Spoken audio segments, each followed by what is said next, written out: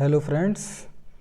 तो द्विघात समीकरण की फोर्थ एक्सरसाइज हम कर रहे थे, एक्सरसाइज 4.4, और उसमें हमने जो है 9 क्वेश्चन कर लिए थे।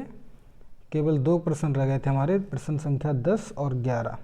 तो आज हम उन 2 क्वेश्चनों को सॉल्व कर लेते हैं और साथ ही इस एक्सरसाइज के 1, 2, 3 एग्जाम्पल्स जो हैं, जो इम्पोर्टेंट है, वो भी कर लेंगे। ठीक है, तो आज के वीडियो में हम ये चैप्टर फिनिश कर देंगे। देखते हैं सबसे पहले हमारा क्वेश्चन नंबर 10 हमसे क्या कह रहा है। क्वेश्चन नंबर 10 कह रहा है कि मैसूर और बेंगलोर के बीच के 132 किलोमीटर यात्रा करने में एक एक्सप्रेस रेलगाड़ी सवारी गाड़ी से 1 घंटा समय कम लेती है। 2 गाड़ियां हैं, एक एक्सप्रेस की बात कर रहा है और एक पैसेंजर की बात कर रहा है। 1 घंटा समय कम लेती है कौन? एक्सप्रेस गाड़ी। ठीक है, ब्रैकेट में दिया है कि मध्य के स्टेशनों पर ठहरने का समय ध्यान में ना लिया जाए। ठीक है, ओके। यदि एक्सप्रेस रेलगाड़ी की औसत चाल सवारी गाड़ी की औसत चाल से 11 किलोमीटर पर आवर अधिक है, एक्सप्रेस वाली की जो चाल है, औसत चाल है, एवरेज स्पीड, वो पैसेंजर गाड़ी से 11 किलोमीटर प्रति घंटा अधिक है, तो दोनों गाड़ियों की औसत चाल ज्ञात करनी हमको है। ठीक है, सिंपल है। दोनों में दिया हुआ है कि भैया जो एक्सप्रेस की है वो 11 ज़्यादा है सवारी से, तो मान लेते हैं, पहले सवारी की मान लेते हैं, तो एक्सप्रेस की 11 ज़्यादा हो जाएगी, है ना। माना एक्सप्रेस रेलगाड़ी, जो एक्सप्रेस ट्रेन है उसकी जो एवरेज स्पीड है, औसत चाल कितनी मान लेते हैं? x kmph, kilometre per hour. अगर एक्सप्रेस की x है तो उसने खुद बोला है, सॉरी सवारी की x मान लेते हैं, या तो उल्टा करना पड़ेगा हमको। अगर हम एक्सप्रेस की x करेंगे तो सवारी की इससे 11 कम हो जाएगी। उल्टा मानने से अच्छा है कि हम इसको सीधे कर लेते हैं, एक्सप्रेस की जगह इसको हम पहले पैसेंजर वाली मान लेते हैं। ठीक है, पैसेंजर मानेंगे तो एक्सप्रेस की ज़्यादा हो जाएगी। ठीक है, या हिंदी में ही लिख देता हूँ, हिंदी इंग्लिश दोनों अच्छा नहीं लग रहा है। देखिए,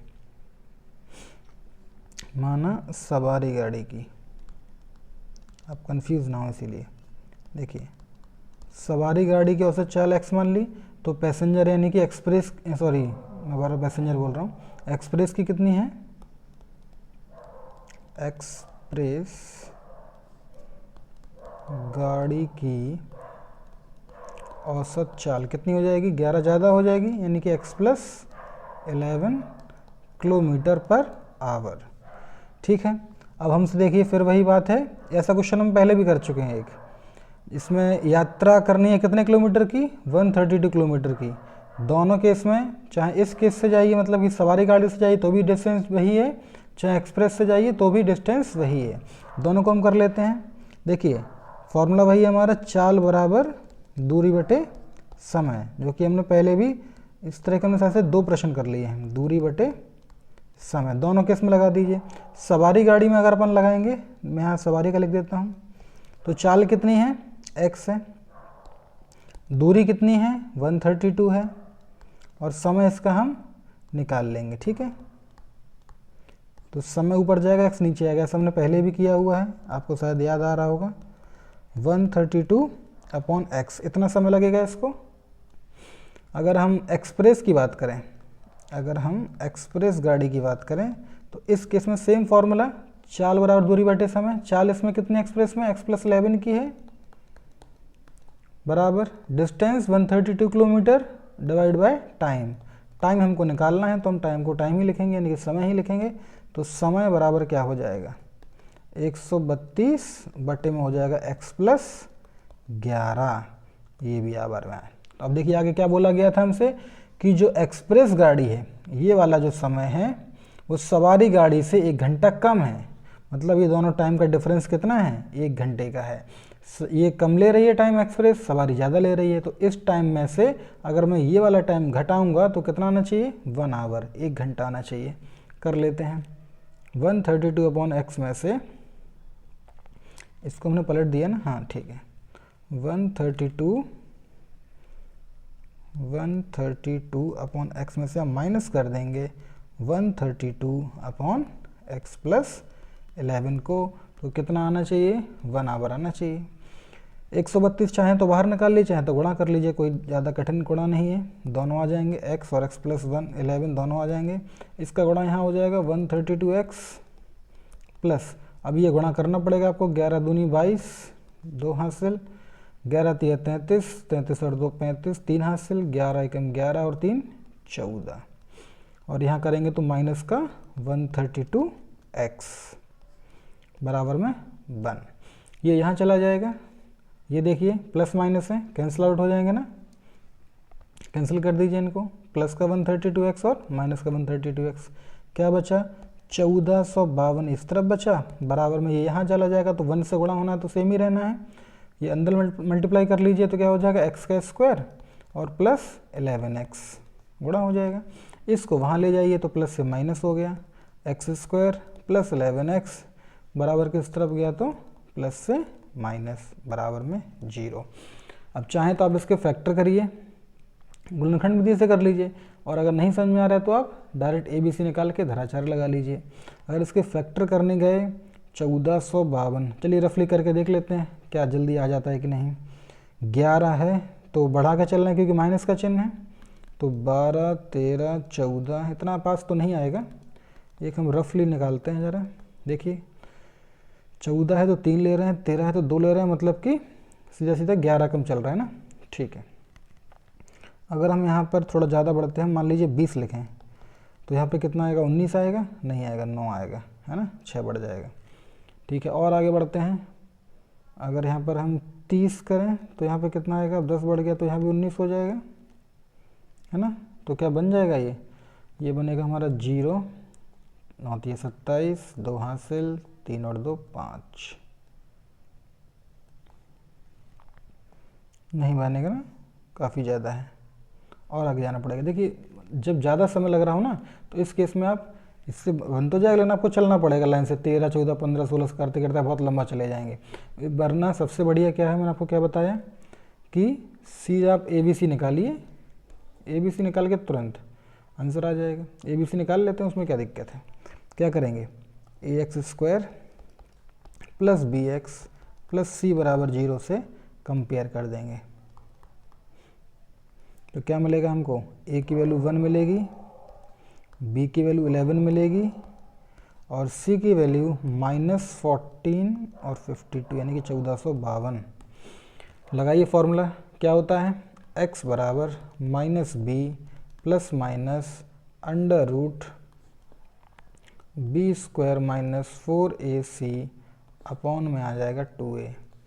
तो x बराबर वैल्यू रख दीजिए -11 प्लस माइनस अंडर रूट में b मतलब 11 है तो 11 का स्क्वायर -4, a की वैल्यू है 1, c की वैल्यू है माइनस का 1452, और डिवाइड में क्या आएगा तो 2 इंटू a यानी कि 1। तो x बराबर -11 प्लस माइनस अंडर रूट 11 का स्क्वायर 121 हो जाएगा, माइनस माइनस हो जाएगा प्लस, 4 एकम 4 4 से गुणा करना है, ये सिंपल है, 4 दूनी 8 4 पंचे 20 2 हासिल, 4 चौके 16 2 18 1 हासिल, 4 एकम 4 और 1 5, और बटे में हो जाएगा 2 एकम 2। तो x बराबर -11 प्लस माइनस यहाँ गुणा कर दीजिए, सॉरी जोड़ दीजिए, 8 और 1 9, 0 और 2 2, 8 और 1 9, 5 और 1 5 बटे में 2। अब इसको रूट के बाहर निकाल लीजिए, x बराबर -11 प्लस माइनस कितना हो सकता है, देखिए ज़रा पहले अंदाजे से करिए, कितना है 59 है, कितने का होता है 59, ये आपका देखेंगे तो 7 7 49 8 8 64, मतलब कि 70 और 80 के बीच में है, ये सिंपल सी कहानी है, क्योंकि 70 का होता है 4900 और 80 का हो जाएगा 6400, दोनों के बीच में आ जाएगा। तो मैं 75 देख लेता हूँ पहले, तो 75 का यानी कितना हो जाएगा 25 25 7 8 56, यानी 75 से भी ज़्यादा है, तो सिंपल सी बात है क्या होगा, तो 76 होगा या 77 होगा या 78 होगा या 79 होगा। देख लो लास्ट में 9 किस में आता है, 6 का स्क्वायर 36, 7 का स्क्वायर होना चाहिए, मतलब 77 है इसका आंसर ना। ये निकालना आपको आना चाहिए, कैसे निकालते हैं, अंडर रूट कैसे निकाला जाता है, और बटे में 2। ये रफ काम था, इसको हम हटा देते हैं, पहचानने के लिए किया था हमने केवल ये।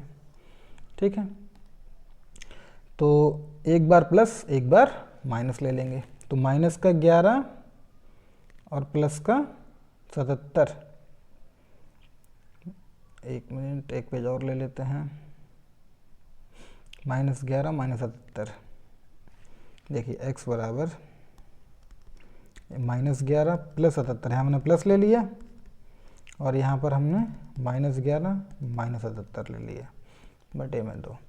तो यहाँ से करोगे तो 11 घटेगा तो 66 आएगा, और यहाँ से करोगे जुड़ जाएगा तो 88 हो जाएगा। तो यहाँ से करोगे तो 33 आना है, और यहाँ से करोगे तो माइनस का 44 आना है। 44, एक मिनट,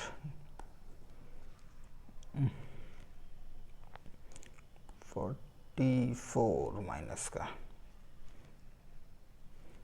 यस -44। इसको नहीं ले सकते, क्यों? क्योंकि x क्या है, देखिए पीछे हमने x किसको माना है, x चाल है, और चाल कभी माइनस में नहीं होती। तो हम क्या लेंगे, सिर्फ 33 ले सकते हैं हम 33 लेंगे। तो हमने माना था कि सवारी वाली जो गाड़ी थी हमारी, है ना, सवारी जो गाड़ी थी उसकी हमने चाल मान रखी थी कितनी, x, तो वो हो जाएगी 33 kmph। और जो एक्सप्रेस गाड़ी थी, एक्सप्रेस गाड़ी जो थी उसकी हमने क्या मानी थी, x + 11, है ना। तो x + 11 मतलब 33 + 11 यानी कि 44 kmph। अब ये मत कहिएगा ये 44 ये वाला है, नहीं, इससे मतलब नहीं है, वो तो 11 जोड़ने पे 44 आया, वो अलग बात है। ठीक है, तो दोनों की चल हमने इस तरह से फाइंड आउट कर ली। अगला क्वेश्चन देखते हैं। देखिए क्वेश्चन नंबर 11, ये आखिरी क्वेश्चन है इस प्रश्नावली का। क्या कह रहा है कि दो वर्गों के क्षेत्रफलों का योग 468 मीटर स्क्वायर है। यदि उनके परिमापों का अंतर 24 मीटर हो तो दोनों वर्गों की भुजाएं ज्ञात कीजिए। अब वर्ग की बात हो रही है और दो वर्ग हैं, ठीक है, ठीक है, कोई दिक्कत नहीं है, दो वर्ग हैं तो दो सही। क्या करेंगे, मान लीजिए देखिए दो वर्ग हैं, ये फर्स्ट वाला है, यहाँ मैं सेकंड की बात कर रहा हूँ। फर्स्ट वाले की भुजा मैं मान लेता हूँ कि x है, माना भुजा बराबर x, और यहाँ मैं भुजा मान लेता हूँ y। अलग अलग मानना पड़ेगा, दो हैं अलग अलग। तो परिमाप और क्षेत्रफल दो की बात हो रही है, तो मैं पहले इसका परिमाप निकालूंगा। परिमाप क्या होता है, भुजा का स्क्वायर, सॉरी 4 गुणे भुजा होता है, सॉरी वर्ग की बात कर रहा है, वर्ग का परिमाप 4 गुणे भुजा होता है। यहाँ भी वर्ग ही है तो परिमाप क्या होगा, 4 गुणे भुजा होगा। इसकी भुजा x है तो ये 4x हो जाएगा, इसकी भुजा y है तो ये 4y हो जाएगा। क्लियर। अब क्या कह रहा है कि उनके परिमापों का अंतर 24 है, तो मैं डिफरेंस कर दूंगा भैया, यानी कि बोल रहा है 4x - 4y की वैल्यू कितनी है, 24 है। भाई 4 कॉमन लेके काट सकता हूँ, 4 कॉमन यहाँ से आ जाएगा और ये कट जाएगा, 4 × 24, क्या बचेगा, x - y बराबर 6। अब किसी एक की वैल्यू निकाल लीजिए, यहाँ से x निकाल लेता हूँ मैं, y को वहाँ भेज देता हूँ, कितना हो जाएगा, y वहाँ जाके प्लस का हो जाएगा, तो x की वैल्यू हमारे पास आ गई y + 6। अब दूसरी बात क्या बोल रहा है कि उनका क्षेत्रफल, अगला पेज ले लेते हैं, क्षेत्रफल। तो वर्ग का क्षेत्रफल क्या होता है भाई, भुजा का स्क्वायर होता है। दोनों हैं, ये फर्स्ट वाला है ये सेकंड, दोनों का सेम ही होना है, ये भी वर्ग है तो इसका भी क्षेत्रफल क्या होगा, भुजा का स्क्वायर होगा। यहाँ पर भुजा हमने क्या मान रखी है, x मान रखी है, तो क्षेत्रफल कितना आएगा, x का स्क्वायर आएगा। और यहाँ पर कितनी मान रखी है, y, तो y का स्क्वायर आएगा। अब सवाल में क्या बोला है, सवाल में बोला है कि इनके क्षेत्रफलों का योग कितना है, 468 है। तो योग दोनों क्षेत्रफलों को जोड़ेंगे तो कितना आना चाहिए, 468 आना चाहिए। जोड़ देते हैं।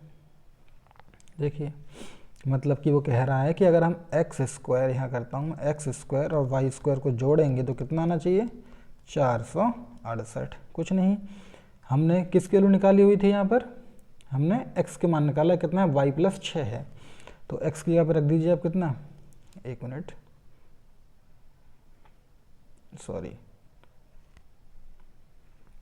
जी, x का मान रख दीजिए आप y + 6 स्क्वायर कर दीजिए प्लस वाई का square is equal to 468। Solve कर लीजिए। ए प्लस बी का होल स्क्वायर लग रहा है। ए प्लस बी का होल स्क्वायर क्या होता है? ए का स्क्वायर प्लस बी का स्क्वायर प्लस 2ab और प्लस में वाई स्क्वायर तो ऑलरेडी है, 468 बराबर में हो गया।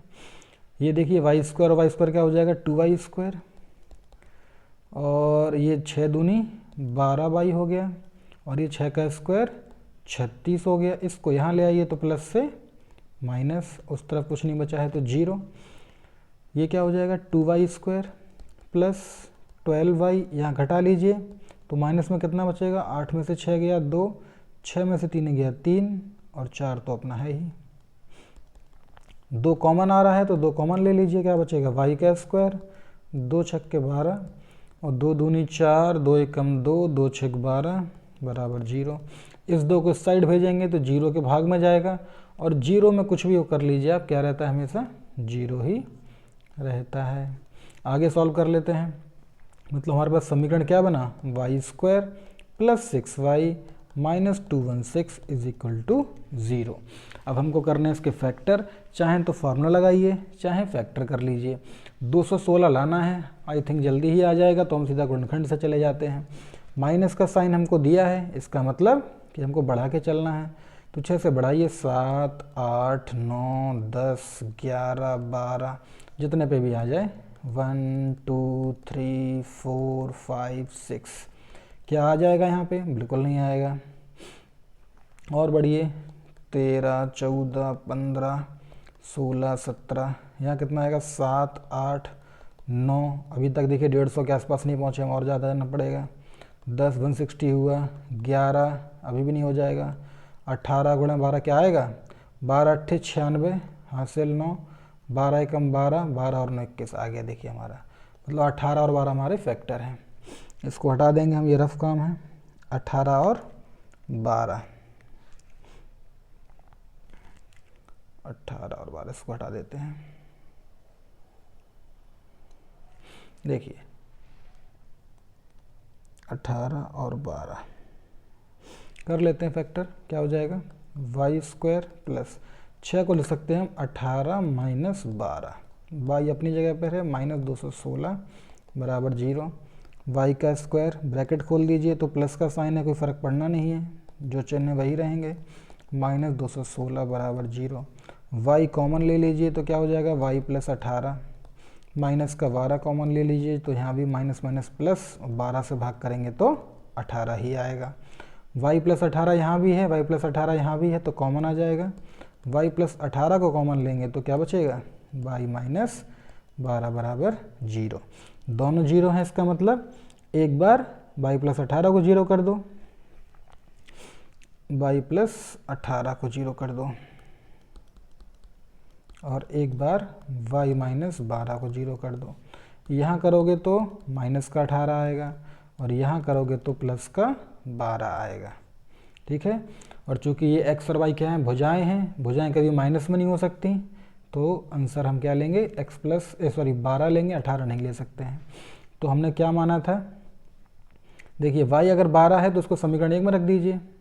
क्या लिखेंगे हम? y का मान समीकरण 1 में रखने पर, समीकरण 1 में रखने पर, समीकरण 1 क्या था हमारा? देख लीजिए, समीकरण 1 था हमारा x बराबर वाई प्लस 6। x बराबर क्या था? y प्लस 6 था। तो x बराबर y कितना आ जाएगा? 12 प्लस 6, यानी x कितना आ जाएगा? 18। तो हमको भुजाएं निकालनी थी, तो हमारी भुजाएं, दोनों वर्गों की भुजाएं क्या क्या हो गई? 12 और 18। क्लियर? एक वर्ग की भुजा है 12 और एक वर्ग की भुजा है 18। तो इस तरह से हमने एक्सरसाइज 4.4 अपनी कंप्लीट कर ली। कुछ एक दो एग्जाम्पल देख लेते हैं, थोड़ा समय है, जितना एग्जाम्पल हम कर पाएँ 1 या 2। जैसे कि मुझको एक एग्जाम्पल ये समझाना था इसमें, एग्जाम्पल नंबर 11 क्या बोल रहा है? 2 ऐसे क्रमागत विषम धनात्मक पूर्णांक ज्ञात कीजिए जिनके वर्गों का योग 290 हो। इस तरह के प्रश्न आते हैं, ध्यान रखिएगा एग्जाम में। इसमें 3 टाइप के क्वेश्चन बनते हैं, समझ लीजिए। फर्स्ट टाइप क्या रहेगा? आपसे पूछेगा 2 बोल देगा 2 क्रमागत पूर्णांक, ये मैं क्वेश्चन करा चुका हूँ आपको पहले। 2 क्रमागत पूर्णांक उसने पूछे थे तो हमने क्या माने थे, x और x+1 माने थे। अगर 3 बोलता तो x+2 ही मान सकते थे, इस तरह से माना जाता है, ठीक है। तो अभी 2 ही बोल रहे हैं तो हम 2 लिख लेते हैं, बाकी नहीं लिखते। लेकिन अगर आगे मान लीजिए 3 कभी आया सवाल में तो हम आगे बढ़ जाएंगे इसी तरह से, ठीक। 2 लिख लिए हमने। अच्छा, ये हो गई केवल क्रमागत। अगर धनात्मक बोले, सॉरी विषम बोले या सम बोले तब ये धनात्मक ही हैं सारे, माइनस वाले नहीं हैं, ठीक है। तो 2 क्रमागत सम पूर्णांक बोले, सम पूर्णांक, तब क्या मानना होता है, अगर सम पूर्णांक माने, देखिए x और x+1 मानने से काम तो चल जाएगा लेकिन सब जगह नहीं चलेगा, कुछ क्वेश्चन में वो गलत भी हो सकता है। इसीलिए हमेशा क्या मानिए, सम बोले तो 2x और 2x+2 मानिए हमेशा, ठीक है। आपका सवाल कभी गलत नहीं होगा। क्वेश्चन नंबर 3, मतलब इसी में तीसरा क्वेश्चन क्या बनता है, 2 क्रमागत विषम पूर्णांक। जब भी विषम पूर्णांक बोले तो आप हमेशा क्या मानिए, देखिए आंसर आपका किसी किसी क्वेश्चन का तो आ जाएगा इन सबको मानने से, लेकिन सबका नहीं आएगा। हमेशा क्या मानिए, 2x+1 और 2x+3, हमेशा ये मानिए आप, आपका आंसर कभी गलत नहीं आएगा। अब समझा देता हूँ आपको कैसे, देखिए समझ लीजिए पहले। जैसे ये दोनों जो वैल्यू हमने ली हैं, हमको क्या निकालना है, 2 क्रमागत पूर्णांक, यानी कि लाइन से 2 अंक आने चाहिए। आप x का मान इसमें कुछ भी रख लीजिए, 1 से लेकर जो आपको रखना हो, आपके हमेशा क्रमागत पूर्णांक ही मिलेंगे आपको। आप 1 रखेंगे तो 1 और 2 मिल जाएगा, आप 2 रखेंगे तो 2 और 3 मिल जाएगा, है ना। सम पे आ जाइए, आप इसमें कुछ भी मान रख लीजिए, x का मान 1 से लेकर जितना भी रखना हो आपको हमेशा 2 क्रमागत सम पूर्णांक ही मिलेंगे। आप देखिए 1 रखेंगे, अगर यहाँ 1 रखेंगे तो 2 आएगा और ये 4 हो जाएगा। अगर आप 2 रखेंगे तो ये 4 आएगा और ये 6 हो जाएगा। अगर आप 3 रखेंगे तो ये 6 आएगा तो ये 8 हो जाएगा, समझ रहे हैं। इसमें रखेंगे आप तो विषम ही आएंगे। देखिए 1 रखिए, आपने यहाँ 1 रखा तो 2 और 1 3 हो गया। यहाँ पर रखिए 1 रखिए तो ये 5 हो जाएगा, तो 3 और 5 आ जाएगा। आप सोचेंगे इसमें 1 कैसे आएगा, देखिए x वैल्यू -1 रख के देख लीजिए, है ना। तो इस तरह से जो भी आपको वैल्यू रखनी हो हमेशा इसी तरह से करनी है आपको, ठीक। देखते हैं हम 1 कैसे आएगा, सॉरी 1 माइनस नहीं, 0 रखने पे आएगा। अगर आप यहाँ पे 0 कर देंगे तो ये 1 आ जाएगा, ये 3 आ जाएगा, ठीक है। तो आप हमेशा ये 3 चीज़ याद रखिए कि अगर क्रमागत पूर्णांक बोले तो हमेशा क्या मानने हैं, x और x+1। अगर क्रमागत सम पूर्णांक बोल दिया तो 2x और 2x+2, और अगर विषम पूर्णांक बोल दिए तो 2x+1 और 2x+3। उम्मीद है आप इसको नोट डाउन कर लेंगे, समझ जाएंगे। अब हम आते हैं अपने सवाल की ओर, मैं इसको हटा देता हूँ। देखिए सवाल में हमसे क्या बोला है, या लिखा रहने देते हैं, अगले पेज को ले लेते हैं, ठीक है। बोला है कि 2 क्रमागत विषम पूर्णांक की बात कर रहा है जिनके वर्गों का 290 है, ठीक है। तो हम क्या करेंगे, लिखेंगे माना 2 क्रमागत विषम पूर्णांक, विषम मैंने क्या बोला आपसे, हमेशा क्या मानने हैं, 2x+1 और 2x+3। क्या बोल रहा है, उनके वर्गों का योग, वर्गों का योग कितना दिया है एक बार देख लेते हैं, 290, ठीक है। कितना है, 290 है। कर लेते हैं भाई, यहाँ 2x+1 और ये है 2x+3, दोनों का क्या कर दिया, वर्ग कर दिया और वर्गों का योग कर दिया। कितना है, 290 है। सॉल्व कर लेंगे, a+b का होल स्क्वायर यहाँ भी लगना है, यहाँ भी लगना है, लगा देते हैं। a का स्क्वायर प्लस b का स्क्वायर प्लस 2ab, ठीक है। प्लस है तो कोई दिक्कत नहीं है, सीधा कर दीजिए, a+b का होल स्क्वायर लगाइए, a का स्क्वायर प्लस b का स्क्वायर प्लस 2ab। ध्यान रखिएगा अगर यहाँ पे माइनस बोला होता ना, योग नहीं अंतर, तो फिर आपको यहाँ पे ब्रैकेट लगाना पड़ता पूरे का, क्योंकि पूरे के चिन्ह चेंज हो जाते हैं।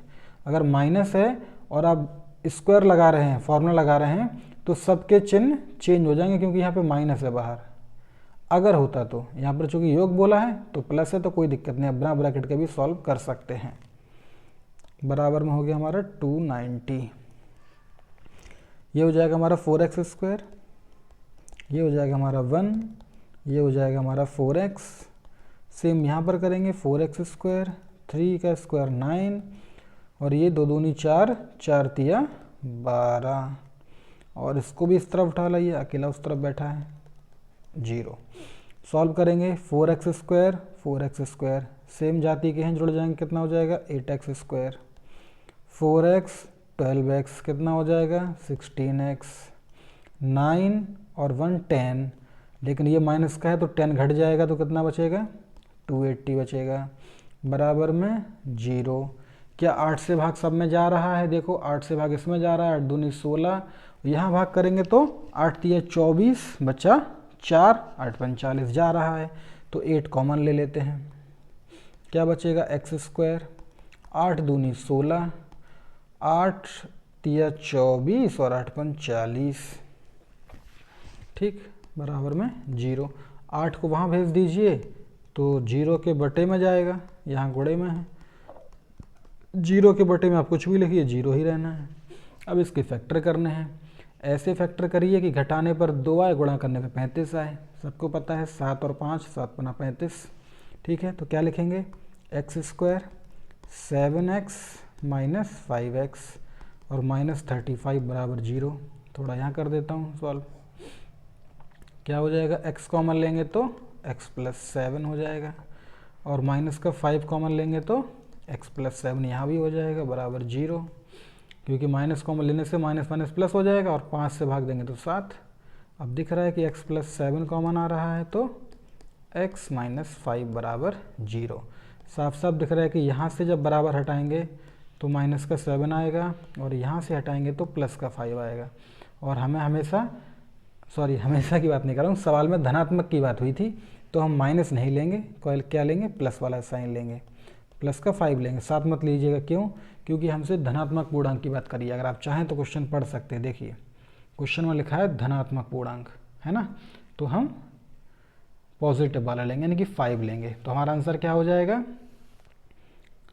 हमने क्या पूर्णांक माने थे 2x + 1 माना था, और हमने क्या माना था 2x + 3, तो यहाँ रख दीजिए, ये हो जाएगा हमारा, देखिए अगले पेज पे कर देता हूँ, 2x + 1, एक हमारा था 2x + 1 और एक हमारा था 2x + 3।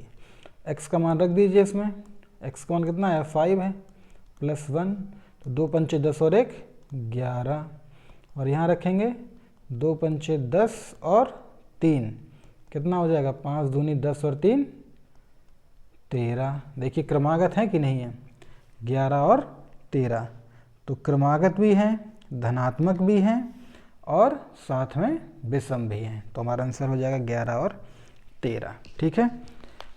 जल्दी से एक एग्जाम्पल और देख लेते हैं इसका, उसके बाद वीडियो को ख़त्म करेंगे। एक वीडियो और देखिए, इस तरह के सवाल भी आते हैं। एग्जाम्पल नंबर 15, धारा और बोट वाले। इसमें क्या करना होता है, इसमें देखिए कंडीशन समझ लीजिए। जैसे नदी में कोई नाव चल रही है, तो देखिए नदी का पानी बह रहा है, समझ रहे हैं, अगर उसकी मान लीजिए नदी का पानी इस तरफ को बह रहा है ना, और जो हम नाव चला रहे हैं, नाव हमारी वो भी हम इसी तरफ चला रहे हैं, तो जाहिर सी बात है कि हमको आसानी होगी, ठीक है। और अगर मान लीजिए कि हम नाव तो चला रहे हैं इस तरफ, लेकिन धारा बह रही है इस तरफ, या उल्टा कर लीजिए कि नाव हम चला रहे हैं इस तरफ और धारा बह रही है इस तरफ, यानी अपोजिट है। या इसमें क्या हो सकता था कि नाव इस साइड बह रही है और धारा भी इस साइड है। मतलब कहना मैं ये चाह रहा हूँ कि आप धारा के तो जा रहे हैं अनुकूल, यानी कि अनुकूल बोलते हैं उसकी दिशा में। अनुकूल का मतलब होता है क्या, कि धारा की दिशा में, धारा की दिशा में। जब आप धारा की दिशा में जाते हो तो आपकी चाल या जो भी नाव है उसकी चाल और धारा की चाल जुड़ जाती है, समझ रहे हैं। और अगर आप प्रतिकूल जाओगे, यानी कि उल्टा जाओगे, अपोजिट जाओगे, धारा के आप प्रतिकूल जाओगे, धारा के विपरीत दिशा में जाओगे, धारा की विपरीत दिशा में जाओगे तो क्या हो जाएगा, आपकी चाल या जो नाव की चाल है उसकी बात कर रहा हूँ, उसमें से धारा की चाल आपको घटानी पड़ेगी, आपको ज़्यादा एफर्ट लगाना पड़ेगा। अच्छा, ये मत करिएगा कि धारा की चाल में से आप अपनी चाल घटाएं। धारा की चाल में से नाव की चाल अगर आप घटाएंगे मतलब इसका मतलब क्या है कि धारा की चाल ज़्यादा है और आपकी चाल कम है। अगर धारा तेज बह रही होगी और आप उससे स्लो चलाओगे, वो भी अपोजिट, तो क्या आप उसमें आगे बढ़ पाओगे? कभी नहीं। तो ऐसा केस नहीं आता है क्वेश्चन, ठीक है। क्वेश्चन हमेशा ऐसा आएगा कि आप जो नाव चला रहे हैं उसकी स्पीड ज़्यादा रखोगे, धारा की स्पीड हमेशा कम होगी। नाव की स्पीड हमेशा ज़्यादा, धारा की स्पीड हमेशा कम। क्यों? देखिए दोनों केस में समझिए। अगर आप अनुकूल जा रहे होंगे और धारा तेज हो रही होगी तो आप फिर नाव कैसे चला पाएंगे? नाव तो अपने आप बहेगी, क्योंकि धारा आप जितनी स्पीड में आप चला रहे हो उससे तेज धारा बह रही है। तो इस केस में नाव ठीक से नहीं चल सकती अगर धारा ज़्यादा है। विपरीत में भी जाओगे तब भी नहीं चल सकती। क्यों? क्योंकि अगर विपरीत में आपकी जो नाव है उसकी चाल कम है और धारा तेज है तो फिर आपको वो आगे बढ़ने ही नहीं देगी, ठीक है। तो ये आपको कंडीशंस हमेशा याद रखनी है। सिंपल है कि अगर अनुकूल है, धारा की दिशा में है तो ऐड कर दीजिए धारा को, अगर धारा के प्रतिकूल है, अपोजिट है, तो धारा को माइनस कर लीजिए। सिंपल सी कहानी। अब आते हैं अपने क्वेश्चन पे। क्वेश्चन क्या कह रहा है देखिए। क्वेश्चन हमसे कह रहा है कि एक मोटर बोट है, एक नाव है जिसकी स्थिर जल में चाल 18 है, ठीक है। जो नाव की चाल है, नॉर्मल जल है जिसमें धारा ना हो, तो वह कितने की स्पीड से चलती है? 18 की स्पीड से चलती है। 24 किलोमीटर धारा के प्रतिकूल जाना है, वही दूरी धारा के अनुकूल जाना है, तो 1 घंटा ज़्यादा लगेगा। क्या कह रहा है कि अगर आप अनुकूल जाते हैं और प्रतिकूल जाते हैं तो प्रतिकूल जाने में अनुकूल जाने की तुलना में 1 घंटा एक्स्ट्रा लग रहा है, टाइम ज़्यादा लग रहा है। सिंपल सी बात है कि प्रतिकूल जाएंगे तो टाइम ज़्यादा लगेगा ही, स्पीड कम हो जाएगी। 24 किलोमीटर जाना है, धारा की चाल बताइए। आ जाते हैं क्वेश्चन पे। नाव की चाल 18 है, ठीक है, ओके। क्वेश्चन देखते हैं। हमको नाव की चाल हमको दी है, नाव की चाल है 18 किलोमीटर पर आवर। मैंने क्या बताया था कि अगर आप धारा के अनुकूल जाएंगे, धारा के अनुकूल, तब क्या होता है, चाल में धारा की चाल जुड़ जाती है, ठीक है। मैं यहाँ पर मान लेता हूँ कि धारा की चाल x है, क्योंकि हम धारा की चाल निकालनी है। तो माना धारा की चाल बराबर x के MPH, ठीक है। धारा के अनुकूल जाएंगे तो इफेक्टिव जो चाल बन जाएगी वो क्या बन जाएगी? वो बन जाएगी आपकी नाव की चाल जो है वो 18 है, अनुकूल जा रहे हैं तो धारा ऐड हो जाएगी, प्लस x हो जाएगी, ठीक है। और अगर प्रतिकूल जाएंगे तब धारा के प्रतिकूल अगर जाएंगे तब क्या होगा कि घट जाएगी। तो चाल जो रह जाएगी वो नॉर्मल जो चाल है नाव की वो 18 है, उसमें से धारा को माइनस कर दीजिए तो 18 माइनस x हो जाएगी। अच्छा, दूरी वही है सेम। दूरी क्या है क्वेश्चन में दी है, कितना? 24 किलोमीटर जाना है शायद, हाँ 24 किलोमीटर जाना है दोनों केस में। तो दूरी कितनी है? 24 है दोनों ही केस के लिए, दूरी है 24 किलोमीटर। यहाँ समय कितना लगेगा निकाल लीजिए, चाल बराबर दूरी बटे समय, या तो डायरेक्ट लिख लीजिए समय बराबर दूरी बटे चाल, है ना। समय बराबर दूरी बटे चाल, समय निकालना है तो यहाँ पर समय कितना लगेगा? दूरी कितनी है? 18 प्लस x, सॉरी दूरी 24 है, उल्टा लिख दिया मैंने। दूरी है हमारी 24, तो दूरी हो गई 24। इस केस में चाल कितनी है? 18 प्लस x चाल है। और यहाँ पर आएंगे तो समय बराबर वही दूरी बटे चाल, दूरी कितनी है? 24 है, लेकिन इस पर समय चाल कितनी है? 18 माइनस x है। तो यहाँ पर इतना टाइम लगना है, यहाँ पर इतना टाइम है। कॉमन सेंस वाली बात है कि अनुकूल जाने में टाइम कम लगेगा, प्रतिकूल जाने में टाइम ज़्यादा लगेगा। तो कितना ज़्यादा लग रहा है वो देख लेते हैं क्वेश्चन में, 1 घंटा ज़्यादा लग रहा है। तो सिंपल सी बात है कि इस टाइम में से इस टाइम को घटाएंगे तो 1 घंटा आएगा, यानी कि 24/18 माइनस x में से 24/18 प्लस x करेंगे तो 1 घंटा आएगा। ये क्वेश्चन में बोला गया है, ठीक। एलसीएम वही देखिए सेम क्वेश्चन बन गया जो हमने पहले भी किया है, इस तरह के हमने 2 कर लिए हैं, लेकिन थोड़ा सा कंसेप्ट अलग था। इसमें धारा की बात हो रही है, उसमें नहीं हो रही थी। ठीक है, 24 से गुणा, या तो 24 डायरेक्ट कॉमन ही ले लीजिए, बाहर निकाल दिया मैंने 24, तो 1 बचेगा सिंपल सा। तो 18 प्लस एक्स इस तरफ आ गया, और ये माइनस का साइन लेंगे तो माइनस का 18 और माइनस माइनस प्लस का एक्स बराबर में 1। मैंने गुणा इसलिए नहीं किया क्योंकि 18 कैंसिल आउट हो रहा है इसमें, देखिए आगे जाके मुझे दिख रहा था इसलिए मैंने नहीं किया। 18 से 18 कट गया, ऊपर क्या बचा 2x बचा। अगले पेज पे कर लेते हैं हम 2x, पहले 24 है फिर 2x है ना, तो ये हो गया हमारा 24 और यहाँ बचा 2x, बटे में कितना बचा है, बटे में बचा है 18 माइनस एक्स 18 प्लस एक्स, तो 18 माइनस एक्स और 18 प्लस एक्स, और बराबर में क्या था 1 घंटा था शायद से, देख लेते हैं, जी हाँ 1 घंटा था। तो 1 ऊपर गुणा करेंगे तो 24 दूनी 48 एक्स होगा। नीचे गुणा करने की आवश्यकता नहीं है क्योंकि फॉर्मूला बन रहा है A plus B A minus B, A plus B और ए माइनस बी, तो क्या हो जाएगा ए का स्क्वायर माइनस बी का स्क्वायर बराबर में 1। इसको यहाँ ले जाइए तो 48x बराबर 18 का स्क्वायर क्या होता है, एक बार पहले मैं लिख देता हूँ फिर वहाँ जाके स्क्वायर कर दूँगा। ठीक है, 18 का स्क्वायर और ये x का स्क्वायर दोनों लिख लिए बराबर में, देखिए क्या हो जाएगा 48x बराबर 18 का स्क्वायर सबको पता है कितना होता है 324 324 माइनस एक्स स्क्वायर, इन दोनों को यहाँ उठा लाइए तो माइनस से प्लस, और ये ऑलरेडी यहाँ पर है तो प्लस, और इसको यहाँ ले आए तो माइनस। ये बन गया हमारा द्विघात समीकरण। चाहें तो डायरेक्ट सॉल्व कर रहिए और चाहें तो फॉर्मूला लगाइए। डायरेक्ट भी हम कर सकते हैं क्योंकि बड़ी संख्या है ना, मिल जाएगा आसानी से। देखो 48 है और माइनस से बढ़ा के चलना है, तो 48 से बढ़ाएंगे तो 49 50 51 52 53 ऐसे ही बढ़ाना है। यहाँ पर हमेशा 1 2 3 4 5 चलना है। हमको चाहिए 324, यहाँ पर हमारा आएगा 100, और बढ़ेंगे तो ये 25 पाती है 15, थोड़ा और बढ़ना पड़ेगा आई थिंक 54 गुणे 6 आ जाएगा, 6 चौके 24 2 हासिल और 5 6 का 30 2 32, ये मिल गया हमको, यानी कि 54 और 6 इसके फैक्टर हैं।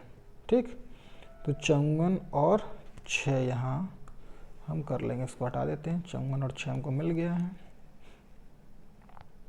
देखिए एक्स स्क्वायर प्लस 48 को लिख लिया मैंने 54 minus 6 of x minus 324 0 x square bracket खोलेंगे 54x हो जाएगा प्लस माइनस माइनस हो जाएगा minus 324 is equal to 0, x common लेंगे तो x प्लस 54, माइनस 6 कॉमन लेंगे तो x और माइनस माइनस प्लस 6 से भाग करेंगे तो फिर से 54 आएगा बराबर 0, दोनों कॉमन है तो कॉमन ले लिया, यहाँ बचेगा x माइनस 6 बराबर 0, एक बार इसके बराबर 0 और एक बार इसके बराबर 0, यहाँ से माइनस 54 आएगा और यहाँ से माइनस भाग गया तो प्लस 6 आएगा।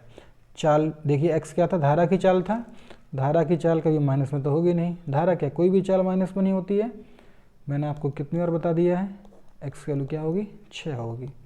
तो हम लिख सकते हैं कि धारा की चाल जो है वो कितनी है 6 kmph है। क्लियर।